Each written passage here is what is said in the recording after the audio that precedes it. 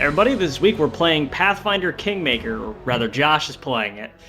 Quick question, am I the only one here who's played actual Pathfinder? Tabletop? Probably. Yeah, I don't play a lot of tabletop games. What other options have you the had? only person who has ever played it.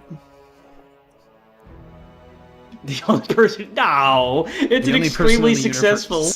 It's an extremely successful gaming system. And in fact, I don't know if you guys are aware of this, but the backstory of how Pathfinder happened is actually incredibly sketchy. Yeah, so like Wizards of the Coast had this thing where some of their game makers pushed them to like make it so like, oh yeah, anyone can make a rule set using D&D and have all the rights to it or something like that, right? And then those people left the company, made Pathfinder. That's how it was related to me. And trademarked that's the folk it and history. made Pathfinder. Yeah. Yep. So this is Pathfinder. Yep, Pathfinder. If you guys want to play kind of late 2000s era RPG, that's a general system. It's pretty much completely free. You can find like all of the supplements and stuff online very easily. The new edition, the playtests, they're charging like $60 for or something. I don't have time for that shit. So we got a bunch of difficulty options here. And in my experience with this game, many of them are they don't do exactly what they say they do. Although I could not, off the top of my head, describe to you why. Because the weak enemies have their ability scores reduced by 4, and their attack bonus and AC will be reduced by 2. Okay. So we're just going to go on normal here. So this game came out, I want to say like October sometime. I played about 20 or 30 hours of it. And I was having fun, but there were so many bugs, so many things that were broken about this game. I had a thing where I was going back and forth with Rutskarn, where I was posting screenshots I found on Reddit of just like weird, wacky, broken stuff, and him going like, "What the fuck is this?" Yeah, because like being literate in the game system, having run it and played it so many times, what they were describing is just absolute comedy. It's like I don't know, to use a sports analogy, it's like if somebody was playing a soccer game, they're like, hey, there seems to be a thing where the other team consists of 60 special forces dudes with shotguns. Yeah, like it's like that level of what the fuck is going on here. So we got a number of portraits here. Let me know if one of these stands out to you as interesting. Oddly, many of these are actually used by characters in the game, which is confusing. It is. This is a really weird and interesting choice. I would not have you choose your portrait before you choose everything else about your character, when that portrait very clearly contains like details about like what your class does. Like Baldur's Gate had you. This is clearly an Aasimar monk, right? Like Baldur's Gate would have you choose your portrait first, but like the portrait's an extreme close-up of the face, so it's kind of like maybe you can just kind of like wing it from there. But no, all those portraits were terrible. A lot of them were. What game has great portraits? Mario 64? So, we might end up spending the entire episode, this entire quick look, in just the character creation here, because Pathfinder fuck no. Nuts. So actually, like when you select nuts. A portrait here, and then you go into race, because we already selected the Aasimar monk, it automatically went to like, oh yeah, you're an Aasimar monk, right? You change your hand. We got a bunch of different races here. Some of them very obvious, normal D&D stuff, and then we've got the Aasimar. Why does every game that like is like, hey, let's throw in an extra playable race, go for fucking Aasimar and Tiefling? It's terrible. Even like even Path of Exile did this. or not Path of Exile, Pillars of Eternity. Why do I keep always mixing those two games up? As someone who's maybe a little behind on the high fantasy terminology, what is an Aasimar? Aasimar are so basically... Aasimar and Tieflings are both they're half. Aasimar are half like celestial good being. Tieflings are like half celestial evil being. But the thing about them is that they're like overpowered generally as compared to other races.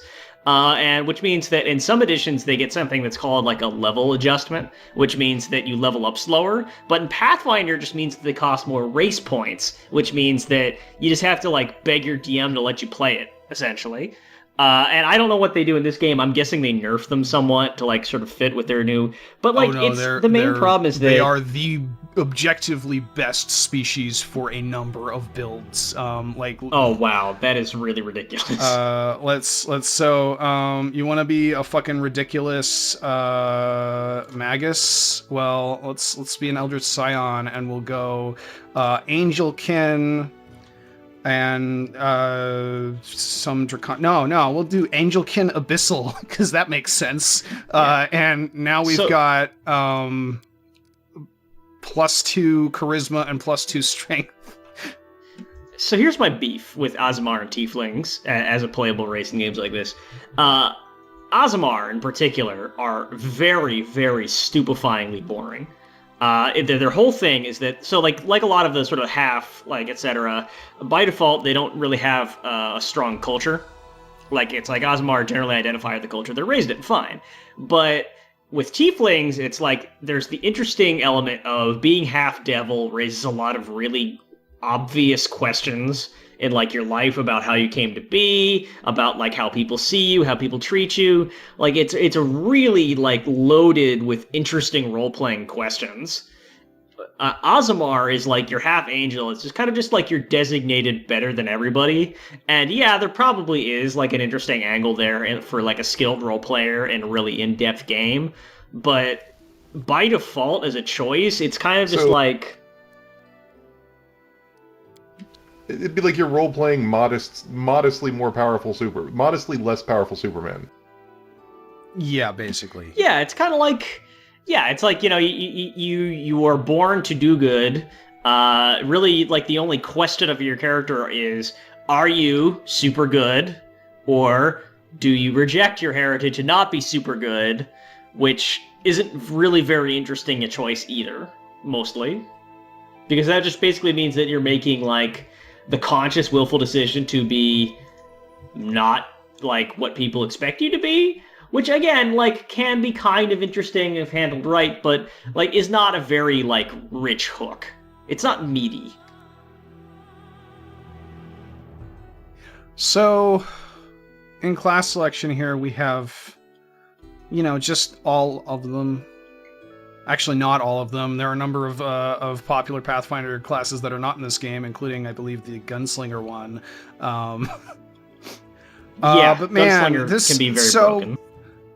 This game is clearly designed with people who have played Pathfinder in mind first, and I feel like as someone who has not played Pathfinder before, this interface is absolutely terrible for introducing you to important mechanics. For example, I'm lost. Down here, we've got basic attack bonus. This is super important, and it is not explained at all. Yeah. Like you've got this little thing. Oh, this is you got when you get extra base attack bonus, and when you get +6, +11, and +16, you get an extra attack, and then you make that attack. Like here's what I get out of that graphic looking at it. Here's what I get out of it because I know what the system is. So it's got 4 fists, and the first one's +0. What I interpret that as saying is your first attack is at +0, which is another way of saying your only attack is at +0 forever, like, you know, until it gets better. Because how this game works is that as you get better, your base attack bonus goes up at a certain rate depending on your class, and when it reaches 6, you get another attack, which is at 1. And so, like, in theory for a fighter at level 12 or whatever, it would be like 12, 6, 1 would be like your like the first thing would be like 12, the second one. But there's no reason to have all those fists there for a first level character because you're not going to have all of those like if you have like you're dual wielding or like you have a rapid shot feat, like you might be able to like. Although I don't even know, but anyway, like yeah, there are esoteric cases where you'd have more than one attack. No, yes, those but are even really then, you would annotate it differently. So, okay, that's all correct, but what is not explained here or anywhere else is basic attack bonus progression. See, there are 3 different classes of basic attack bonus progression. In fighter and martial classes, you get +1 every level. In semi-martial classes like the magus or I think the ranger and stuff like that. No, ranger gets full attack. Maybe the rogue. They get +1 or plus 0.75 per level. So basically you get +1, +1, +1, 0, +1, +1, +1, 0. And then for mage classes and other non-martial classes, you get half per level, +1, 0, +1, 0, +1, 0. But this is not explained anywhere, and basic attack bonus is kind of important when it comes to calculating stuff and how much damage you'll do, and it's just like, yeah. So I have a question. Also not included is how your spell progression works. This is very clearly trying very hard to be a Baldur's Gate-esque experience. Yes. How do I put this? The combat in Baldur's Gate was never particularly good, despite all the numbers being thrown around.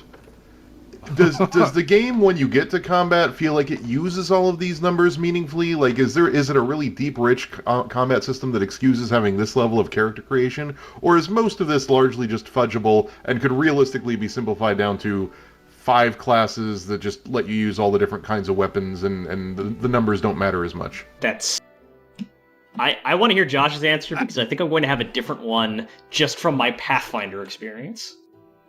I mean, well, okay, you preface that. In the way the game is set up, no, actually the numbers are pretty fucking important and you have to be paying attention to them or you will basically screw up everything and create a character that can't do very much, especially if you're trying to play on, higher difficulties. That said, Pathfinder I find to be overwhelmingly overcomplicated, and if you're asking if the system could be simplified into a way that would preserve a lot of it but dump a lot of this extra nonsense, I think yeah. So, Chris, what do I want to do here? While you figure that out, I'll answer Chris's question from a tabletop role-playing perspective. So Pathfinder is a hornet's nest. The question you asked back there is essentially one of the easiest ways to start a bar fight, among sort of fans of this generation of games, because Pathfinder is a system which is defined by the fact that it is dominated by details. It is there are 1,000. Or at least, half a dozen, fantasy, dungeon crawling, exploring, role-playing games, even outside of Dungeons & Dragons editions, I could name that are simple, straightforward, and you could learn the rules easily in half of an afternoon and be able to just sort of quickly develop a character that was had a reasonably good story role and an interesting, well-defined combat role without requiring a level of mastery. Pathfinder deliberately moves in the opposite direction, where it allows for a vast quantity of mastery. And in a tabletop context, that's kind of an interesting proposition because what happens when you get a table where 3 people don't give a shit about diving through the Pathfinder wiki, trying to find all of the ways to milk pluses and bonuses and extra attacks and weird meta magic feats out of their build and create these monsters with people who absolutely want to do that. What happens when you have a party where there's kind of a bunch of characters who are modest or to middling, and then some characters who are extremely powerful simply because the player has placed more investment in mastering these fiddly, overly complicated rules. And the answer is a lot of times you can get some real friction. You can get some tension between characters who feel basically useless in combat. One time it happened essentially by accident that I created a character kind of not really realizing. So like I created a character for a campaign which used some alternate rules I hadn't really looked into, and without realizing it, I had chosen a race and class and feat progression and stat balance, which was godly. I was finishing encounters by myself in 2 rounds. Like, I was one-shotting bosses. And pretty much everyone else in the party was just, like, kind of a normal character. And it created, like, an odd kind of tension. Like, what, should I just scrap this character? Or should I run with it? If the game were simpler, that kind of thing probably couldn't happen as much. And I guess the question is, for a video game where the challenges are objective and where it's single player, where do you set the bar of difficulty? How much mastery do you demand? A mere flesh wound.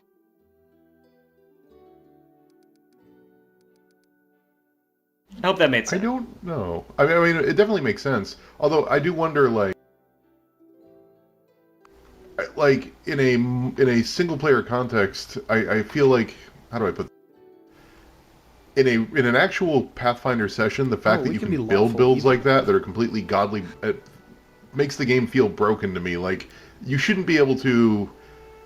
It's overcomplicated and underdesigned if you can pick the right things to make basically a godly character, and anyone else that isn't doing like obscure min-maxing stands no chance. I'm not sure how I feel about the con, but we can worry about that later. So yeah. I have done the character creation without narrating anything. I have intensely strong feelings about min-maxing in games. And I get very, very angry mostly at people who think that it is some kind of natural quality of the game that min-maxing should be expected and encouraged and required. I would say that the most fun Dungeons & Dragons campaign I've ever run, none of the players had a stat higher than 13. And if you're like breaking it down to pluses and minuses, all of them had negative bonuses. Like, overall. As in, like, their overall stat bonus in, like, a 3rd edition game, or, like, a Pathfinder game, would be in the negatives. Aggregate. If you can't be patient, no one's keeping you here. Just go back to your mountains or whatever hole you crawled out of. The Eldori sword. So this is actually based on the Pathfinder Kingmaker module, which I want to say was the default Pathfinder module, like, originally, but...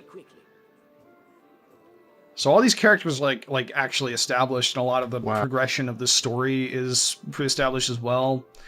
Like, right out the gate, we have a character using one of the icons from the character creation screen, and that kind of bugs me. Like, Baldur's Gate did the same thing with a couple characters, but they didn't really show up until a little bit later.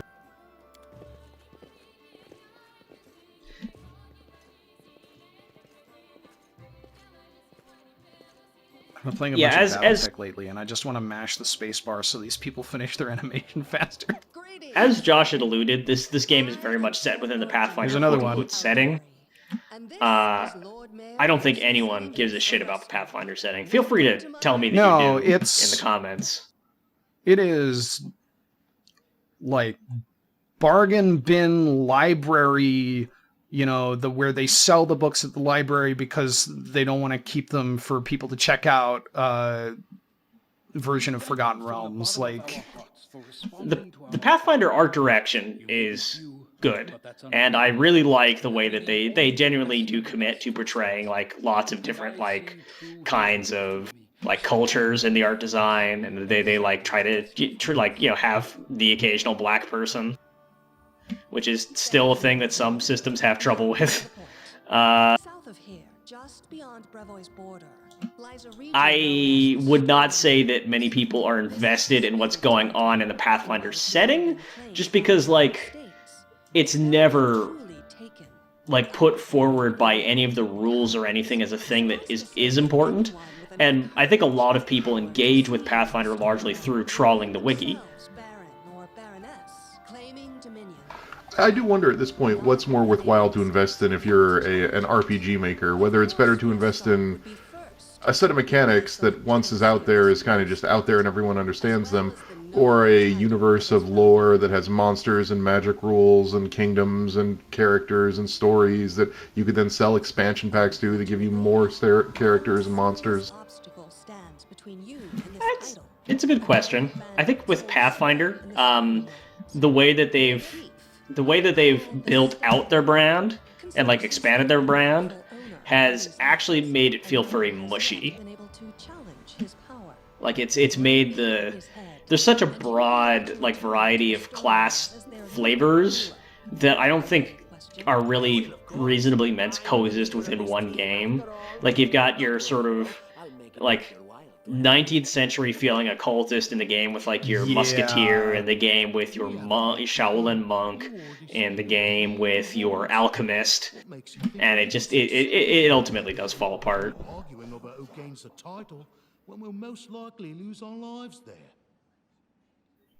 And it's further complicated by the fact that, and I don't think this is probably a thing in the rule system of the video game, which is more constrained, but there's also the problem, if you take it at face value, that you're often making your choices for infinitesimal bonuses and penalties, which come saddled with kind of an arbitrary flavor designation as well, or maybe even like a baked into the rules flavor designation, where you're like, oh, I need to choose this variant class, but this variant class has a very particular like flavor because it came in a complete guide to jesters and clowns or whatever, so you're kind of obliged to play a mime when previously you would have just been like a cut person backstabber. Title to a bandit lord?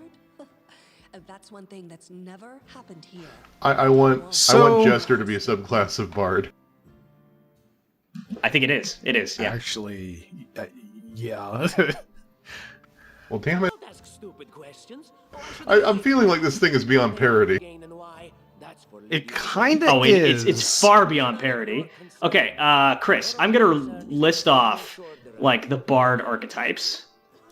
Animal Speaker, Arbiter, Arcane Duelist, Arcane Healer, Archaeologist, Archivist, Argent Voice, Arrowsong Minstrel, Brazen Deceiver, Buccaneer, Busker, Celebrity, Court Bard, Court Fool, Daredevil, Demagogue, Dervish Dancer, Dervish of Dawn, Detective, Dirge Bard, Diva, Duettist, Faith Singer, Flame Dancer, Geisha, Hoaxer, Impervious Messenger, Juggler, Lotus Geisha, Magician, Masked Performer, Mute Musician, Negotiator, Phrenologist, Provocateur, Ringleader, Sandman, Savage Scald, Sea Singer, Silver Balladeer, Solacer, Song Healer, Sorrowsol, Sound Striker, Street Performer, Studious Librarian, Thundercaller, Voice of the Wild, and Wit.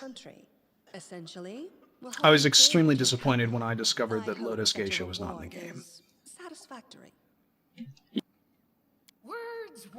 Are those There are also Pathfinder two different subclasses? kinds.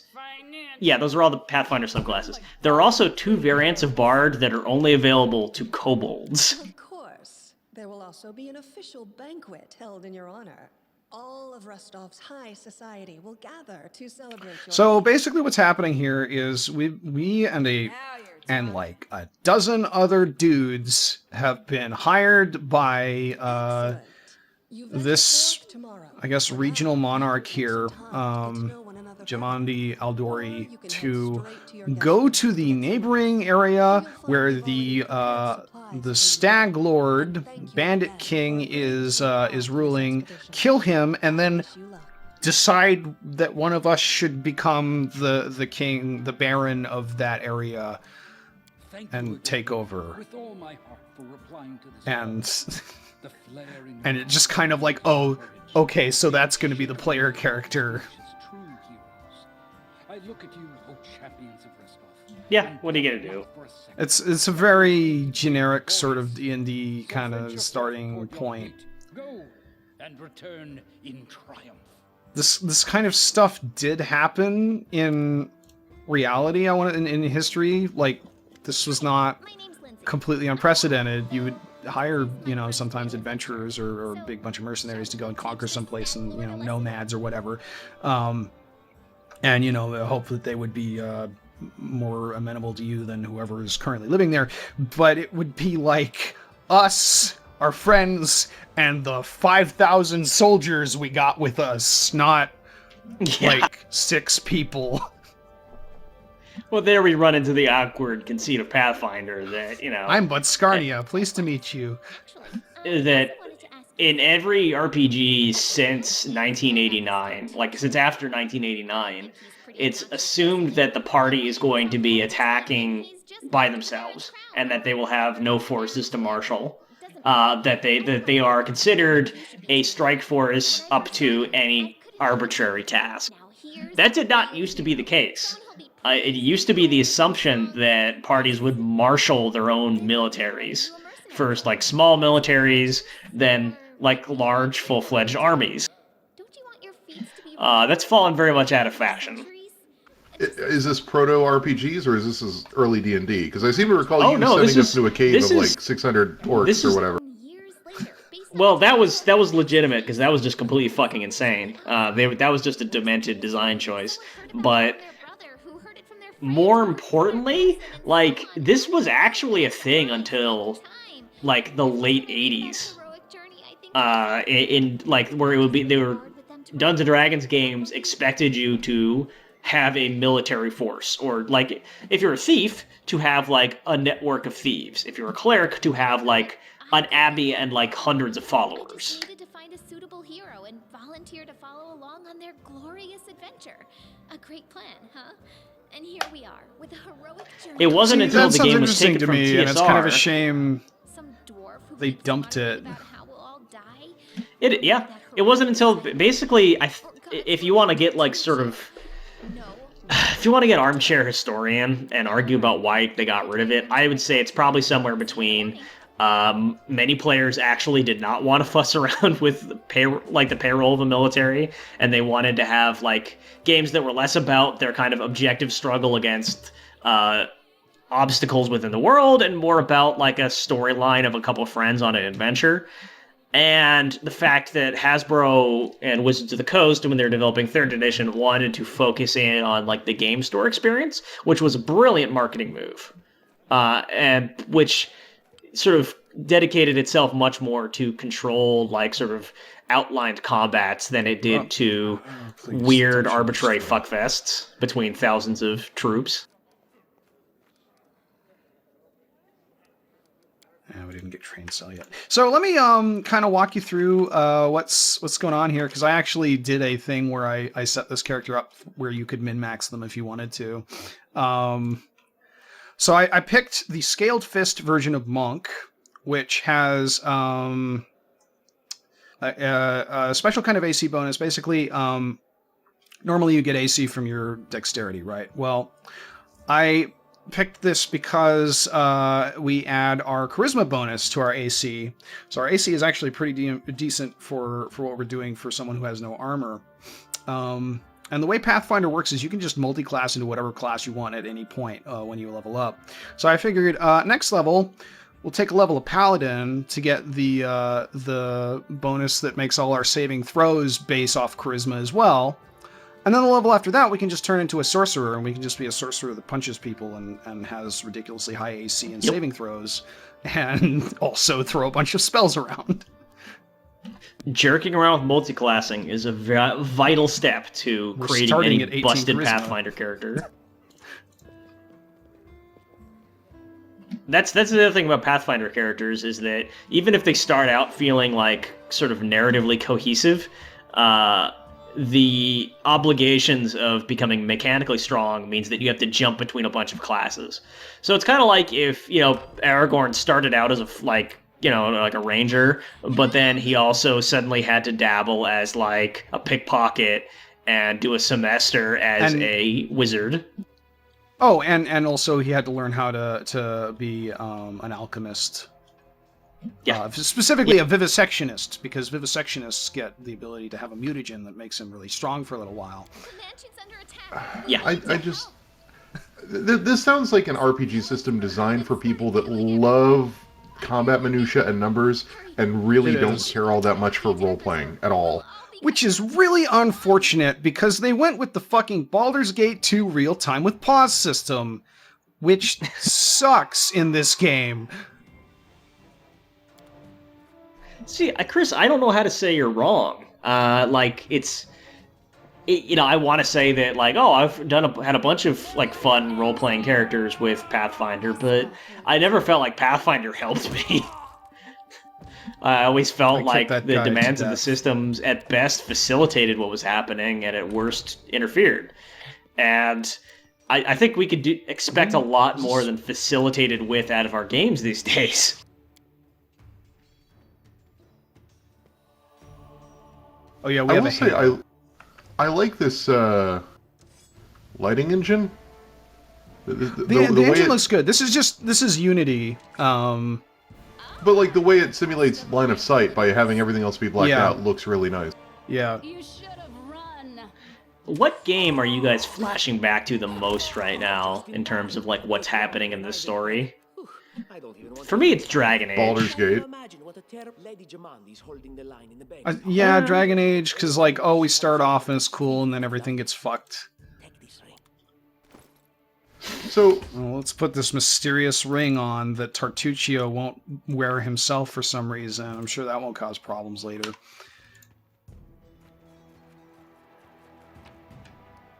You were gonna ask? Chris?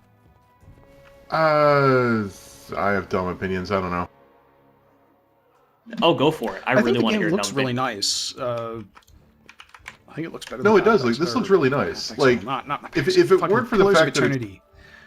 If it wasn't for the fact that it's designed to play like Baldur's Gate, if it was a proper RPG that was interested in role playing, I guess is what I should say.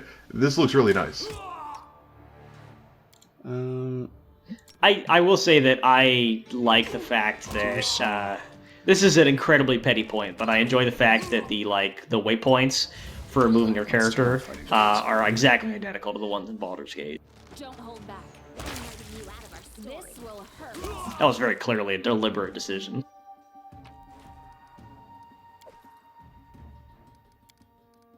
It was actually interesting because, Chris, I actually really enjoy playing Baldur's Gate, especially as I've been doing more recently with my wife. Sometimes I actually have a little bit of trouble understanding what people dislike so much about the combat system. Well, I feel like it worked better in Baldur's Gate because in D&D 2, like mages were the only ones that had a bunch of abilities that they were using actively all the time, and everyone else was just pretty much like auto attack. Yeah, You're not wrong. druids and clerics and whatever, they might have, heals or bless or whatever.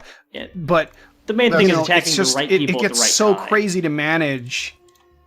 It gets so crazy to manage with like 3 and afterwards and everything based on like 3 and up, because like everybody has feats and abilities that they can use all the time. I feel like it got really bad with like Pillars of Eternity, where everything was on encounter. So like everybody had a ton of abilities they could use all the time, and there was really no, like, there was never a point where you ran out of stuff and you just had to do auto attacks. Now that you mention it, I really can't say that I would enjoy playing a game where I had to manage 3 Pathfinder characters. And doing so at the same time in real time sounds even less appealing. Oh, it's you. Stay up from under my feet or I'll strike you down. Oh boy. I like Amiri. I guess Yeah. my problem with this game isn't even so much that it has the Baldur's Gate style combat, but like, What? Stupid, sweaty, and always I, looking for I feel like Obsidian gets a bad rep because their games never sell, and I feel bad about that. And also Pathfinder, or Path of Exiles or whatever is really boring. Pillars of Eternity. Pillars of I've done it. Eternity, whatever. Yeah, now I everybody's doing can't. it. Every one of these goddamn fantasy things sounds identical, and I can't keep track of them. Which is part of the reason I You're think Pillars of 100% Eternity right. struggled.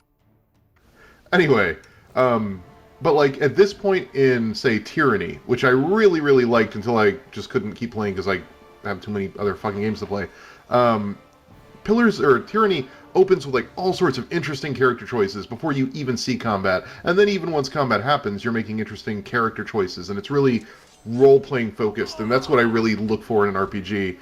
We haven't really made any meaningful character choices so far. This is all exposition done through tutorial combat, and it's like, this is not that dissimilar from a first-person shooter so far, in that it is delivering you exposition and combat, tutorial combat. It just doesn't feel By the as way, good you guys as are all witnesses. Next time I have a lead a leading role in any kind of Western or fantasy RPG development, I'm going to call it something like Robot Fuckers. Just like some garish, horrible name that could not possibly be confused with anything else.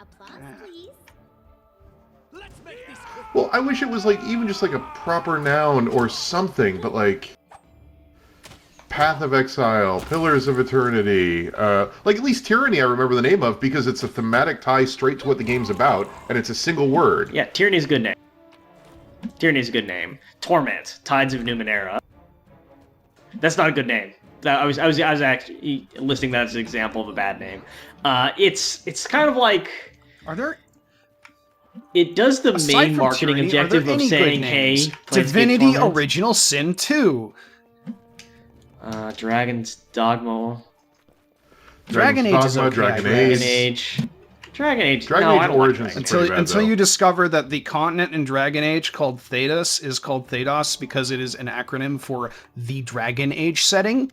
What have we Oh, for fuck's sake. Yeah. This chest is I'm full not of joking. gold. I guess it's Yeah. for the guard's salary. Baldur's Gate is... I fuck you guys. I think Baldur's Gate is a good name for an RPG. Working too hard. I'm just Baldur's Gate's pretty readying good. myself for you guys. There's to not fuck even a up. gate in it. Yeah, there is. There's a gate Okay, in Baldur's Gate. in the first one there is. Thieves. There's no gate Yeah, in Baldur's there's Gate 2, Baldur's Gate but isn't a gate, it's a city. Feeling it.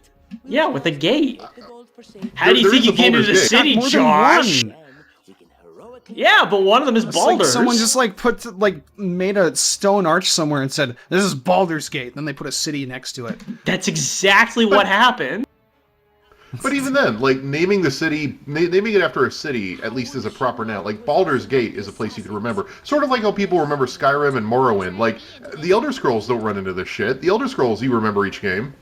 Oblivion being the kind of one, no one remembers Oblivion. But then you get to, like, Daggerfall, Arena, even Arena is, like, I think Elder Scrolls has been pretty good about Arena's a naming their great stuff. name. Shut up. No, that's what I'm saying. I There's think the key. they're pretty good about it. No, Arena's a great name because there is no arena in Arena. Where's the damn key? Here it is. We're not going to take the gold? It's actually like Josh. No, what you just no, described see, was we made a exactly point, how the like, city we're not got its gonna- name. Great. I'm glad that I figured that out. Oh, No, I Yeah, want there's a you guy to named remember Baldur that who built I a just- wall. Frightened us to swing at every shadow. It's And just how did they all end up I want you to there? remember that I just said we shouldn't steal from a sword lord in her own mansion. She'd have our heads. I want you to remember that for what's coming up. briefly and just once. Okay. Further scares and explanations will wait. Although until first we have to the meet path our being hunted by undead a group of friend here. assassins. This game kind of has the problem that like old Baldur's Gate has, that These traps are deadly like to the BioWare games and later RPGs tend not to have, where you get like, there's, I want to say 10 or 11, like, no, more like 12. There's like probably a dozen, Undead? Really? Like zombies main or voiced skeletons companion or- characters here, and half of them are evil. So you've got the thing where like you are just not going to get along with some of these people if you're a good person, and vice versa. So, I think this is just an optical illusion based on the camera angle and the angle of the walls, but it looks like the light is coming through those two windows at different angles, and it's bugging the crap out of me. It is, actually. You're correct. They messed up. Or They the don't light goof. source is just directly outside. It's the So sun. we could it's disable inches from these the traps, but they don't actually do anything to Jaethal because she's undead, so we can just have her run through them. This was actually how I defeated Return to Tomb of Horrors. What? Ah. Why does it feel like this game is suddenly running slower? Oh, because there's sometimes it gets stuck in the half speed. Pause So I actually have mode. to say that, you know, the notion that Pathfinder, like that there's a Pathfinder video game, when I heard that, I really did not know whether I was supposed to be excited or not. And I don't mean that like in the sense of like, did people expect me? I mean, like, I didn't know whether I felt like the fact that it was Pathfinder was even close to a selling point. I was legitimately confused about my own sort of inventory of feelings about this.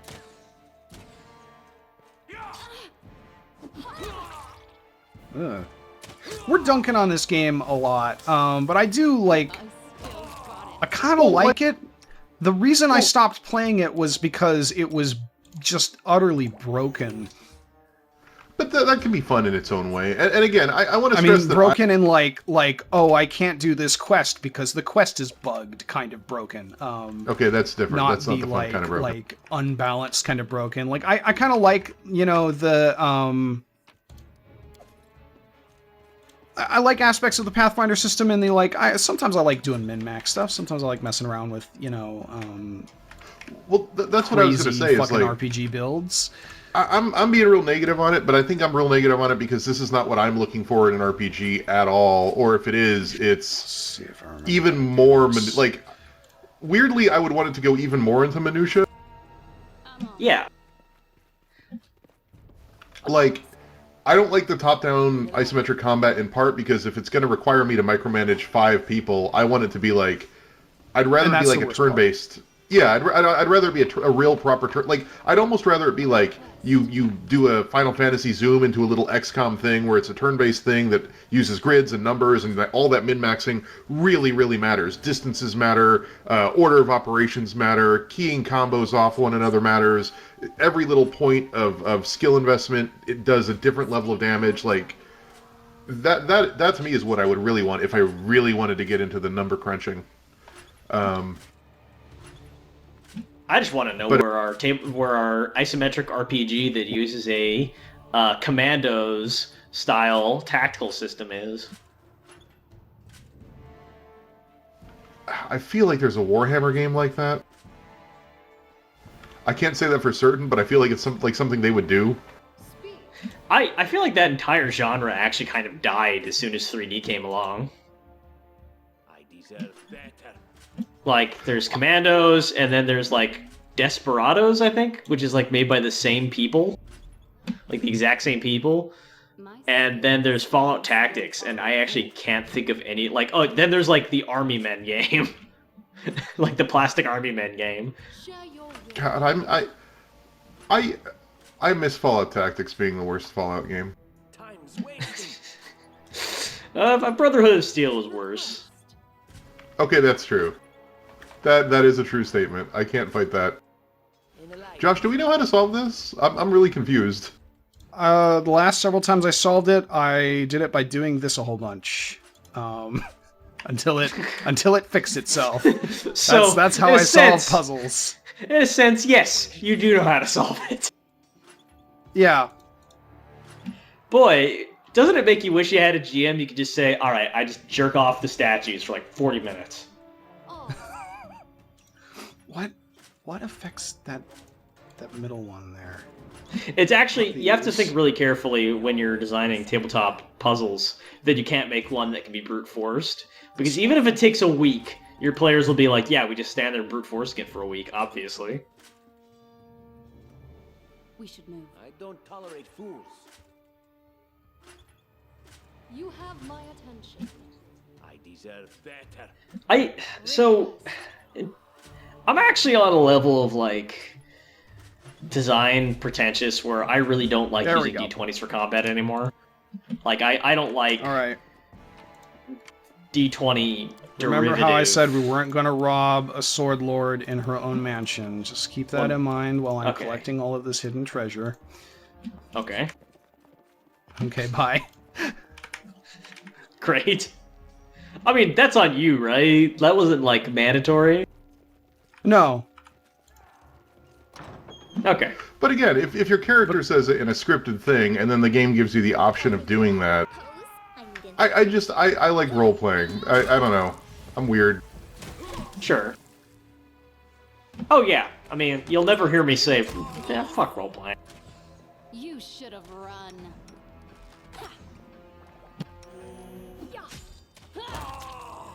And again, I want to stop ragging on it too much, because it does look like if the number crunching and combat is your thing, this looks very much like your kind of game.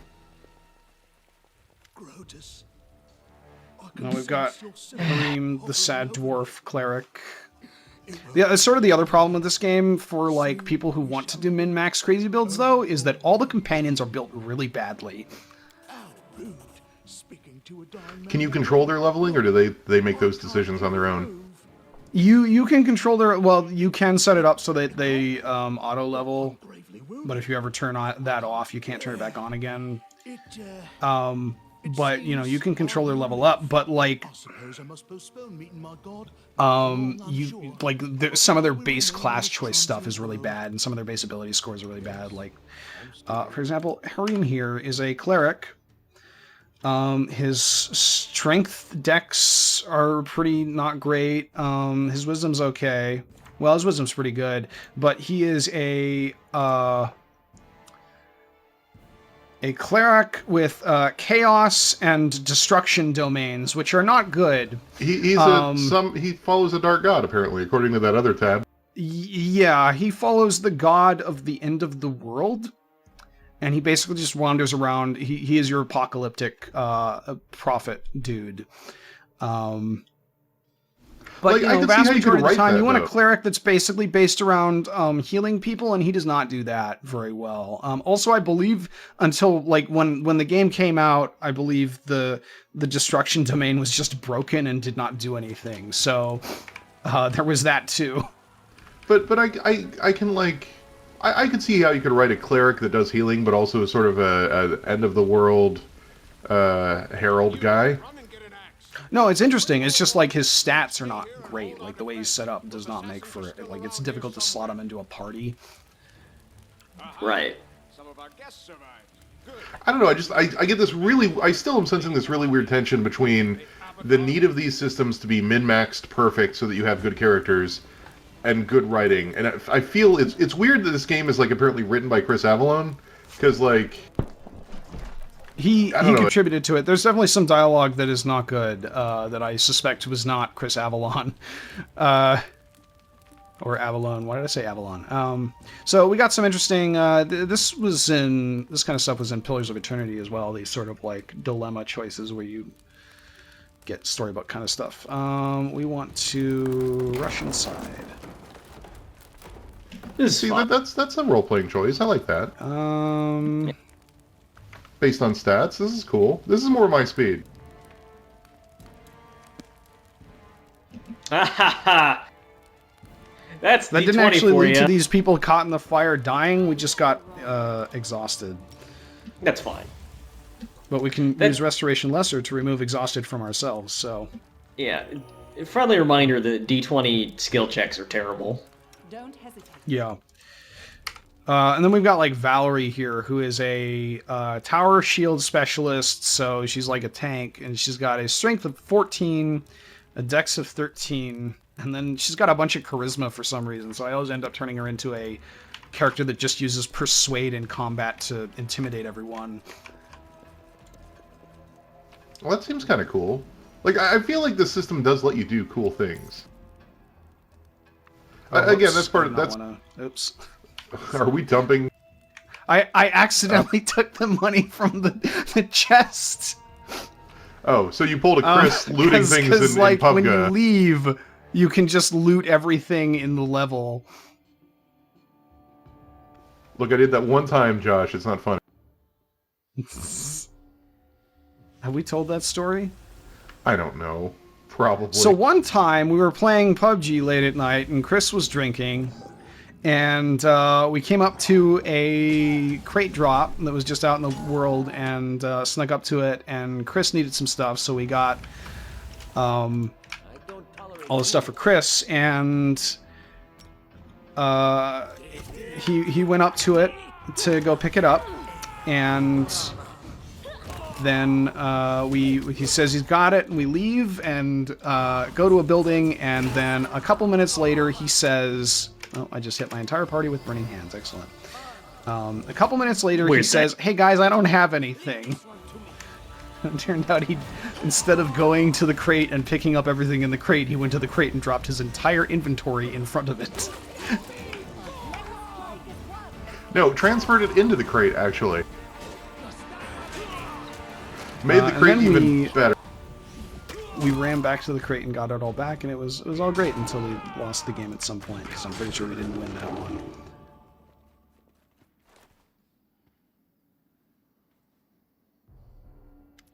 Thank you for your valor and bravery.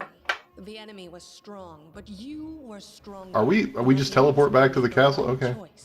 No, we were in the castle. This is the room that we were in where we killed all these people. The biggest problem with this game's real-time with pause stuff is that movement is a free action in this game, so you can like set up to throw a fireball at people, and in normal D&D, you would throw the fireball and it would hit them. But in this game, they'll just move while you have your casting time, and then the fireball will go into the middle of a field somewhere that nobody's standing in and do nothing. Or like that bit there where I tried to do Burning Hands into a group, and then my entire team walked into it while Tartuccio was spinning up his cast time. Again, I feel like I really wish it was like a turn-based or XCOM style system. Oh, interesting. Not even literally XCOM with like cover, but just like a grid or hex, kind of like the actual board game is. Like I assume the board game does something like that. I know D&D has the grid system, or did at one point. There's definitely a spy among us, but who? Tartuccio or Butscarnia? My life despise anyone who this woman. I saw how she dealt with those. So we also have an early party split here where Tartuccio ends up leading one half and we end up leading the other. And we end up with Amiri and Lindsay the Bard always join us, and then we can get one of the other two. Lady Aldori, don't or listen to three. this thick-headed barbarian. She doesn't know what she's talking about. During the attack, our leader showed her true colors. So we've got Tartuccio like setting us up with all this stuff. And the original thing I was going to do was like not do that and then point out that like robbing the little like the secret stash doesn't come up at all despite robbing the armory.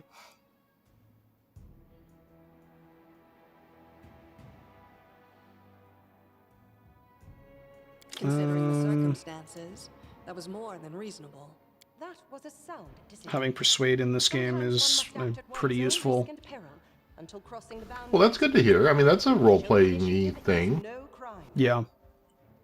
Which also means that like characters that tend to focus on charisma are important, like are better for role-playing. That's its own thing. But I was just wondering if like again, I feel like I maybe have been kind of down on this game because it's still in tutorial mode where it's like the big opening action sequence and escape and exposition dump. Are there systems for like lockpicking and you know, systems that aren't combat or talking to people? Really, Tartuccio? You're seriously trying to blame someone for saving? You're seriously trying to blame Butscarnia for saving people from a fire. Me from ever having to make such a choice, but she behaved decently. I'm having too much fun with this name. A true leader is someone who has their priorities straight, not someone who would put a valuable ally's life in danger for the sake of... Jthal has a terrible point, which I think that's appropriate for like an evilish character. I'm still not sure an evil undead character, yes. However, yeah. The risk of entrusting the whole affair to a spy is too great. Here's what we'll do. 2 teams will head out. That way, I'll know at least one group can be counted on to serve my interests in the stolen. What are the odds of fighting Tartuccio's team? It's an RPG adaptation of It's a Mad World, and we're gonna race Tartuccio's team across the continent to some wacky end goal. Actually, that sounds like it could be a cool game. I want to play that. RPG adaptation that is the of It's first a Mad, arc. Mad, that's World. Act 1. But you're right, Valerie. They have greater need of you right now. Go, and may Abadar keep you. Which of the 2 teams would you prefer to accompany? If my leader allows, I would join her team. She seems a worthy commander in my eyes. Commanders, military leaders. I assume that if you'd acted evilly, she would not have done that. Yeah, and then we probably would have gotten Harem or Jthal. You can only get 4 people total for the start. You cannot get all of them. But I don't like all the spiritual agonizing. I prefer those who can act. As the blue to like say, yep. Okay, that's great. Great feature. Yep. Yeah, there are some neat role-playing features in this. Something I'm not a huge fan of is it's got the D&D alignment system. and certain choices are locked behind being a particular alignment, even in situations where I don't feel like that makes a lot of sense. Whoever invented this thing where like there's like hyperlinked words that like you could just hover over and get like a wiki entry, I think that was Obsidian. That's like one of the few things they've done where I'm really like, yeah, that's the kind of thing they should be. That was one of the few things they've done where I've been like, yeah, that is the future. You are actually innovating us towards like a future where isometric RPGs can have like a place in the gaming mainstream. Like that is a very smart thing to do. The garrison commandant will provide. Did Baldur's Gate do that? I feel like Baldur's Gate did that as a means of supplanting an actual dialogue tree. No, Baldur's Gate interface is very like mid-90s. I'm trying to remember what game did that, because Morrowind did that. In place of saying, let me ask you about this, let me ask you about this, let me ask you about this, you could just click on the thing and it... Yeah, Morrowind had Morrowind. Yeah, you could also search it. No, not as a wiki, not as a lookup, but like as a... I mean, like you could search it in dialogue, you could like ask questions about text. Okay. Will investigate the night's events and learn who in and that was actually kind of genius from a design standpoint, but I don't know if it was going to last very long as an innovation. The royal house of Sertova may also interfere in our plans. I've managed to keep this affair. And then they replaced it with the Oblivion persuasion system. Oh, for fuck's sake, that's the word. I don't think there's been a bigger bastardization of human interaction ever than the Oblivion persuasion system. Oh, Oblivion is such a wacky game. I want to go back to it at some point. Just stream it. It has not aged well. I have tried to play a little bit of it recently. And you overcame it as I also totally forgot Sean Bean was Martin in that game. Yep. And he... Well, I don't want to spoil... I don't want to spoil the 12-year-old game. What, the fact that, like, this is like an early game spoiler for fucking Skyrim. Oh, there's no emperors anymore. I won't fight you.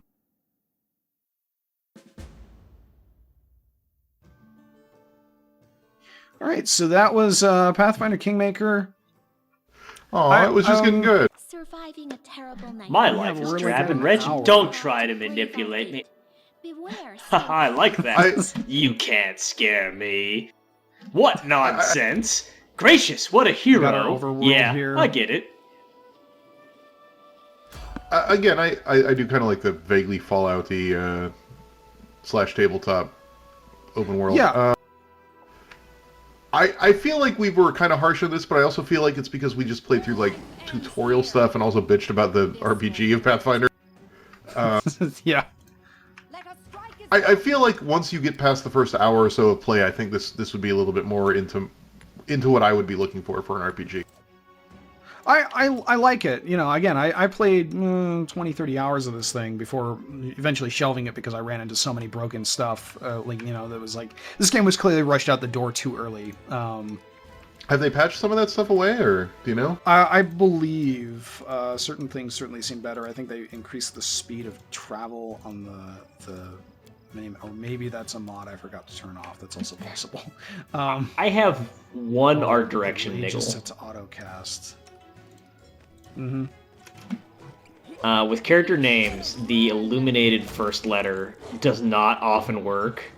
I'm like, Hylassine? No. Allery? Yeah. Inzi? In due time. Miri?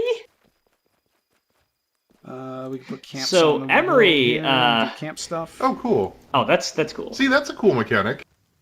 Yeah. Can you like upgrade the camp or buy better camps or whatever? Well, we can not really, but you can like adjust like who's doing what for what kind of. So there is, but like it's a mechanic. Rations, it's so not just it's not a deployable save state. It's not. Okay, that's cool. Yeah. In fact, you don't even need it to save. So. No, I like that a lot. That's really cool. Not that anybody gives a shit or should give a shit, but Emery is actually like the iconic barbarian. Like she's in a bunch of the art for the game because she's like their example barbarian, and she's in a lot of the playtest materials. She's like kind of like one of the default characters in Pathfinder, essentially. Play about her adventures. and you'll have one of the main parts. Then we'll see if there's at least one actress brave enough to go on. I feel like my frustration with this game largely comes from the fact that when I played it, it was really, really broken, and there was a bunch of broken quests and stuff, and B, I feel like I'm just frustrated in general with RPGs having, doing this Baldur's Gate style real time with pause combat system that I just don't feel like works as well as what Divinity Original Sin is doing with just doing turn-based.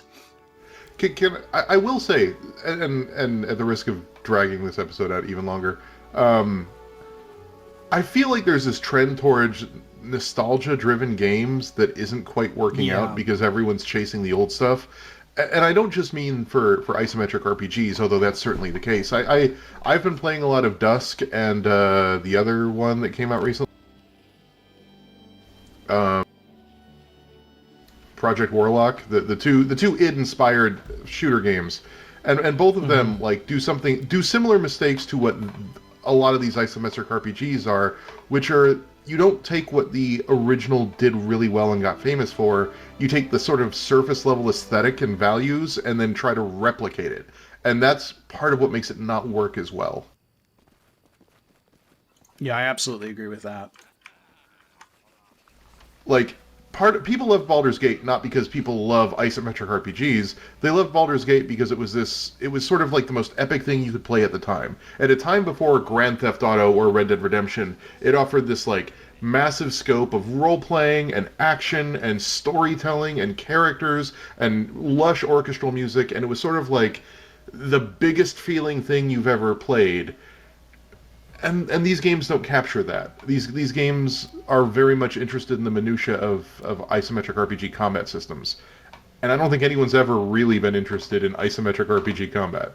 Like, even at the time, during Baldur's Gate, it was a compromise to get tabletop systems onto the screen. Can you make an epic pose? I need inspiration.